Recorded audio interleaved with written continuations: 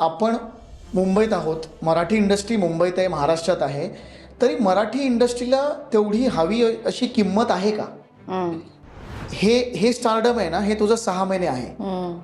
तू ते किती टिकवतोस ना, ते तुझ्यावर आहे. पण आता काय झालंय ना, ऍक्टर्स खूप सॉफ्ट टार्गेट झालेत. तेव्हा आम्ही काय नाही बोलायचं, पण आम्ही आमचं मत मांडलं की आमच्यावर मग आंदोलनं होणार, माझ्यावर टीका होणार. का? माझं आता असं आहे की समजा पुढे ना, जर मराठी इंडस्ट्रीला चांगला काळ यायचा असेल ना, कुणाला तरी नुकसान घ्यायला लागणार, मोठं नुकसान घ्यायला लागणार. म्हणजे कुणाला तरी ती रिस्क घ्यायला लागणार.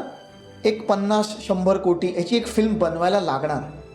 मला पण जायचं यार ऑस्करला, मला पण म्हणायचं आहे ना की ही माझी मराठी फिल्म आहे. आपण काय सगळे इथे टॅलेंटेड लोक आहेत यार, आपण का नाही जात तिथे? अभिनेता पुष्कर जोग.